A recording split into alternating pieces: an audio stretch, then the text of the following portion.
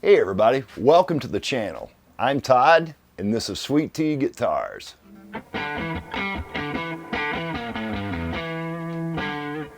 Alright you guys, we're about to click over into a new year. 2023 has been absolutely awesome here at the shop, thanks to you guys. I want to thank each and every one of you who has subscribed to the channel, who has taken the time to comment on the videos. You guys have made this an absolutely stellar year here at the shop, and I am so grateful for each and every one of you, so thank you very much. I have been thinking for quite a while, all the way through the Saris build that I did for the Great Guitar Build Off, what I was going to do next. Well, I already knew I wanted to make a few minor changes to the channel and how I shoot videos here at the shop. So in the interest of accomplishing that, I started thinking about what kind of build I wanted to do. And what I've decided is to do something rather traditional. So I'm going to build the ultimate Telecaster. And before you guys cast judgment on that, I know there are a ton of Telecaster builds on YouTube. Why pick mine? First of all, it will go from a bolt-on to a set neck. Secondly, I'm going to use some exotic woods on this thing and make this a beautiful guitar. Now, why that matters at this point is because at the end of this series, I'm going to offer this guitar for sale to one of you guys. If anyone's interested in it, all you got to do is drop me a line, sweetteaguitars@outlook.com. Let's talk about this neck. I build a neck first on every build. What I usually do is wait until that neck is ready to mount to the body before I put frets in it. From now on, the way I'm going to do this is I'm going to put the frets in it as soon as the neck gets carved and is ready to be called finished. So what I've chosen to use for this neck is this piece of East Indian Rosewood. It's an inch thick, 4 inches wide, 32 inches long in its current form. I'm going to split this in half. I'm going to multi-laminate this with a piece of insane curly maple that I've got right here, which is left over from the Saris build actually. I'm going to make a tapered center in this guitar from 15 millimeters to 9 millimeters, and I think that taper is going to create a killer look on the back of the neck. I'm really looking forward to getting into this, you guys. So that's what I'm going to use for the center laminate piece. I'm going to use black veneer to separate this centerpiece from that East Indian Rosewood. Knowing that I'm going with a darker wood for the neck, and knowing that I'm using curly maple as the center strip to tie everything together, I'm going to use this beautiful piece of curly maple right here as my fretboard.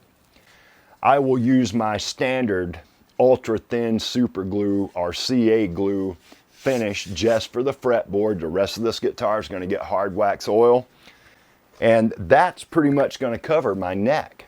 So for the top on this thing, I'm going to use this piece of straight grain East Indian Rosewood right here. This is beautiful. It's 6 millimeters thick in its current form, so a standard drop top. And I'm going to bind this guitar with white pearl.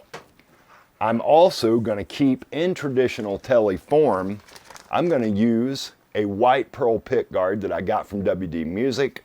And as you can see, it's got the notch cut for the heel adjust truss rod.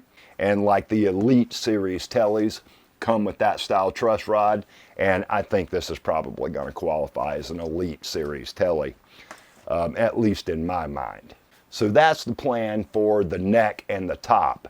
For the main part of the body, and I thought about this long and hard, you guys. I've got tons of body wood in here, but I had this piece of beautiful white, clean poplar right here. And poplar has a real similar tone characteristic and the way it works and everything to alder. So that's what we're going to use for this. To keep it interesting, however, I'm going to use this piece of curly maple right here down the center, and I will mill this down to 15 millimeters wide so it matches the heel side of that center lamination that I'm using on the neck. So what I'm going to do is flank that centerpiece with these two pieces of East Indian Rosewood right here. And I'll separate all this with black veneer just like I do in the neck. I think that's going to homogenize the design a little bit, especially from the back, and I think it's going to make for a really cool look. As far as electronics and the bridge and the tuners and all that stuff goes, let's talk about that real quick. I'm using a traditional vintage style Kluson Icon series bridge pickup. I'm using the same, a match set, a Kluson Icon Tele neck pickup, standard chrome. For the bridge and the control plate, I'm using a traditional Tele control plate in chrome right here.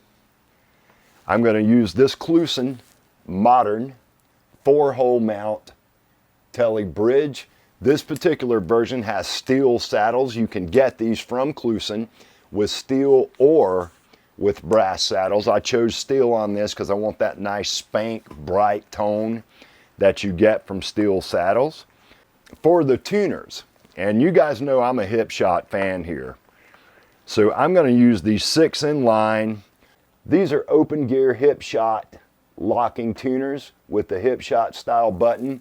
I have become a huge fan of the Hipshot button, you guys. It's the standard tuner here at the shop. That's the plan for the build. Again, I am going to bind this guitar with white pearl on the front only. And the reason I'm planning on doing that is because I want to do some relief carves on the back where the neck heals at and behind the cutaway. So that's a plan on that. I am also going to do some comfort carves on the back of this guitar that you would not find in a traditional Tele. Again, I'm calling this an ultimate Telecaster build because in my mind, I'm going to solve the issues that I have developed with a Telecaster. This will be a 22 fret. I'm going to use somewhere between vintage and medium jumbo fret wire, probably like a 2.4 millimeter wide by 1.2 millimeter tall.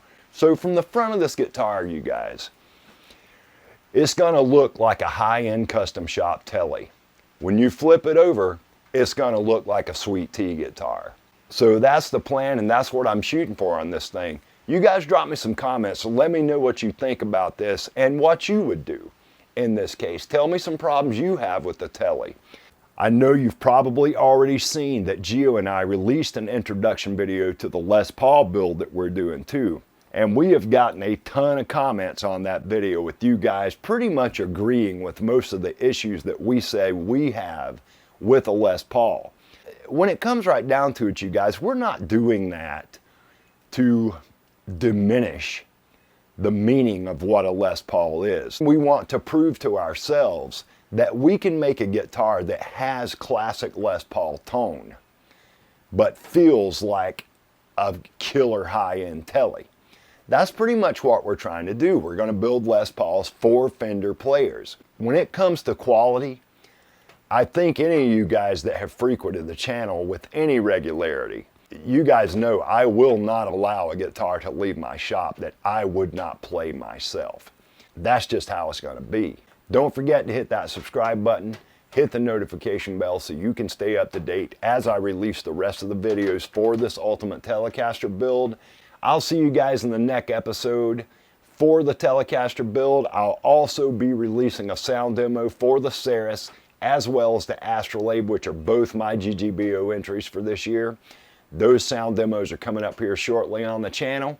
And as always, peace and love.